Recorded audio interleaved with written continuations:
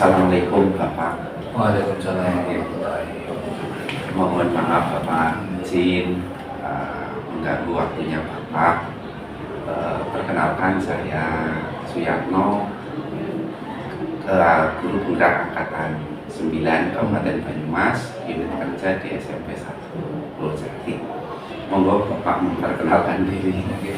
Terima kasih. Assalamualaikum warahmatullahi wabarakatuh. Mohon izin memperkenalkan, nama saya Suyatno, sama dengan panjenengan. Saya diberi mandat oleh Pak Bupati untuk menjadi orang yang dikuatkan di SMP Purwojati. Pertanyaan apa yang akan diajukan ini, Pak?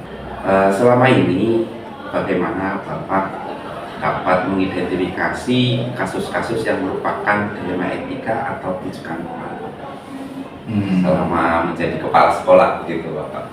Oke. Baik, kami mencoba selagi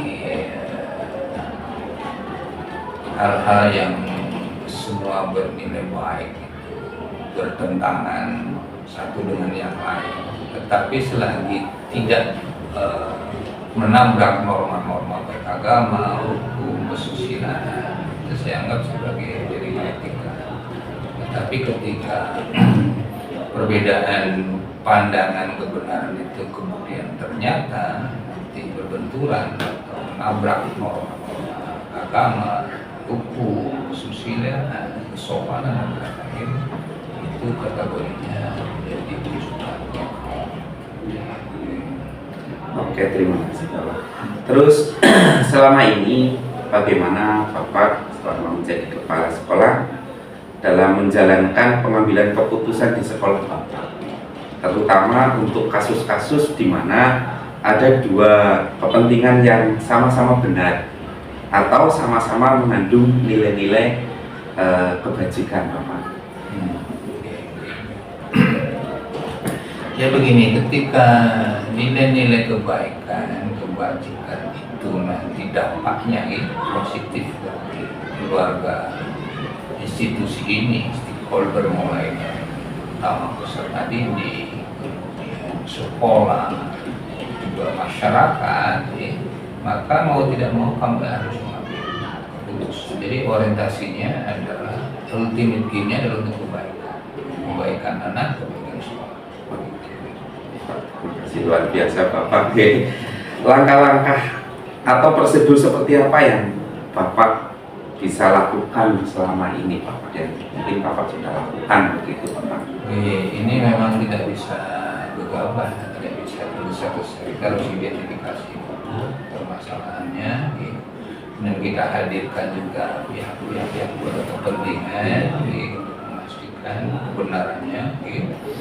Kemudian setelah itu baru kemudian kami ambil keputusan. Jadi saya harus seperti apa setelah kami menggali informasi dari sumber-sumber permasalahan tersebut. Terima kasih. Kemudian langkah-langkah apa saja yang selama ini Bapak anggap efektif dalam pengambilan keputusan pada kasus-kasus dilema etika yang sangat lebih efektif? Yang pasti semua permasalahan kita anggap sebagai sesuatu yang wajar aja, jadi jangan dianggap sesuatu yang besar, sesuatu yang spektakuler, sehingga itu nanti akan menguras energi, tenaga. Kita anggap sederhana, kemudian kita lakukan langkah-langkah yang efektif, nanti insya Allah diucapkan. Kemudian hal-hal apa saja yang selama ini merupakan tantangan ini Bapak? Tantangan dalam pengambilan keputusan pada kasus-kasus dilema etika. Jadi pasti like and dislike. Ketika ada seorang yang disebut saja dihukumi A, sementara mungkin dia tidak cocok, berarti kan mereka merasa tidak puas. Tapi itu harus diambil bahwa orientasinya untuk kepentingan lebih besar. Jadi itu apapun yang terjadi harus kita ambil risiko gitu. Dengan sembari tetap menyadarkan, pada akhirnya dia akan menyadari itu memang untuk kebaikan. Dia akan menerima itu. Ini Pak. Kemudian apa ya Pak? Apakah Bapak memiliki sebuah tata kelola atau jadwal tertentu, jadwal tertentu dalam sebuah penyelesaian kasus dilema etika.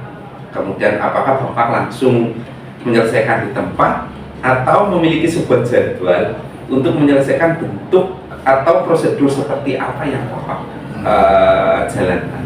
Iya, sifat kayak gitu kan sifatnya tidak sporadis, artinya tidak bulan ini muncul ini, sehingga kita menanganinya pun periode.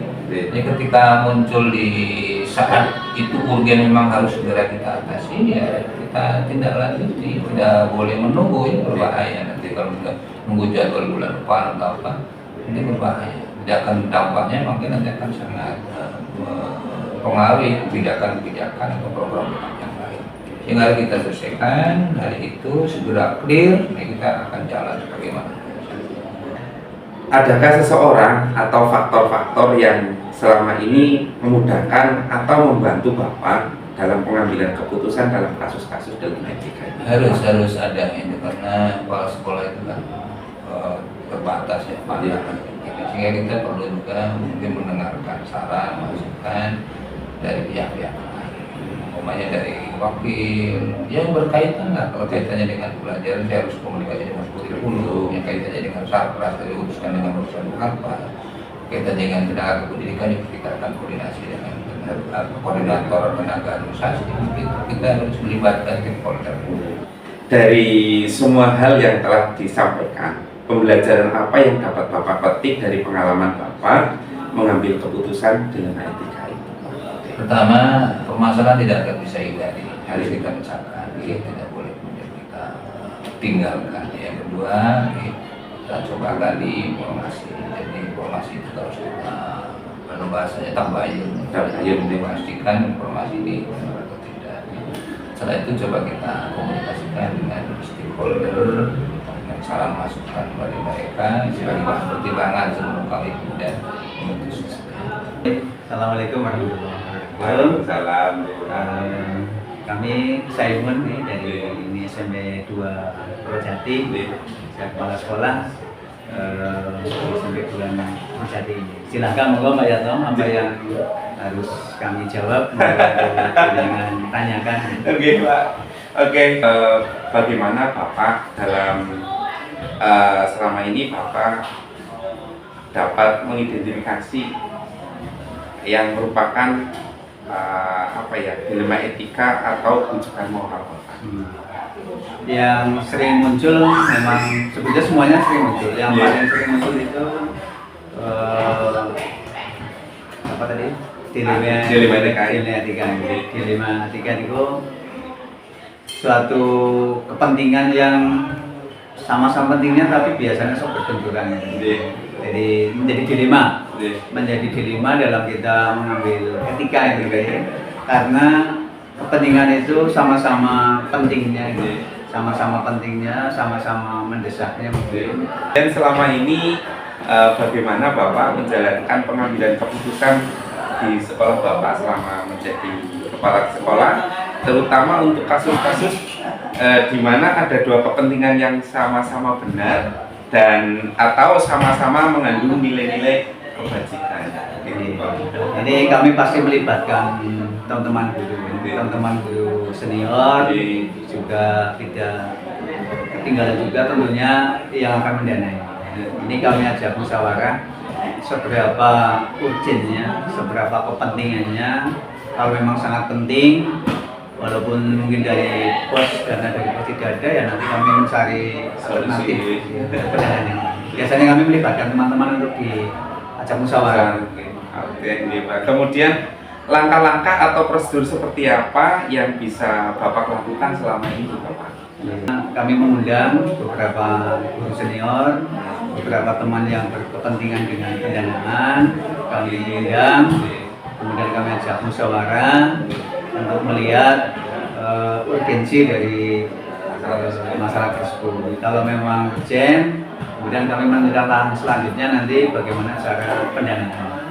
Biasanya begitu. Terus ini Pak, hal-hal apa saja yang selama ini Bapak anggap efektif dalam pengambilan keputusan pada kasus dilema etika itu? Yang cukup efektif memang dukungan dari teman-teman, Oke. dukungan dari teman-teman guru, dukungan dari teman-teman yang mengelola keuangan. Ketika itu semuanya mendukung, maka sangat efektif. Pak, kemudian yang menjadi tantangan bagi Bapak dalam mengatasi masalah ini apa Pak?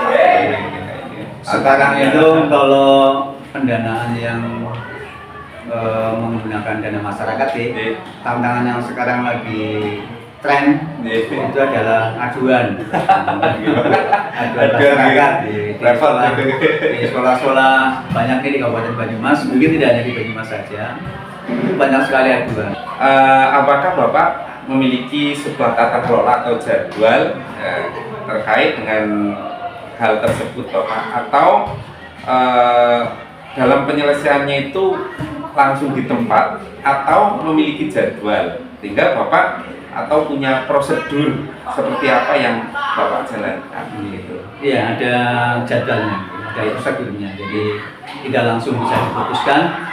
Maka tadi yang pertama kami agendakan adalah pertemuan dengan teman-teman guru. Kepentingannya seperti apa, kemudian dengan siswa tentunya, kesiswaan itu dengan siswa itu tentunya bagaimana kesiapan dari siswa, kemudian antusias dari keinginan siswa seperti apa. Kemudian Bapak, adakah seseorang atau faktor-faktor yang selama ini mempermudah atau membantu Bapak dalam pengambilan keputusan dalam kasus dilema etika ini? Ya, utamanya tadi nih, guru senior, stakeholder gitu, kemudian pembina pembina ekstra yang terkait, dan tidak kalau pentingnya juga pengurus komite untuk saling membantu. Pembelajaran apa yang dapat Bapak petik dari pengalaman mungkin selama Bapak menjadi kepala sekolah ini dalam mengambil keputusan dilema etika ini? Jadi kita pahami bahwa semua kegiatan biasanya berujung dengan dilema yang harus kita pecahkan. Dari situ kita akan terdidik, akan ada pembelajaran, kita dituntut untuk bisa lebih berkreativitas, mencari solusi, dan yang lain kita di dalam satu institusi itu pasti tidak bisa bekerja sendiri, tidak bisa menentukan sesuatunya itu sendirian, tetapi harus melibatkan stakeholder yang ada, guru karyawan yang ada, bahkan kalau sampai dengan melibatkan komite juga melibatkan. Artinya komunikasi, musyawarah itu dikedepankan. Assalamualaikum warahmatullahi wabarakatuh. Waalaikumsalam warahmatullahi wabarakatuh.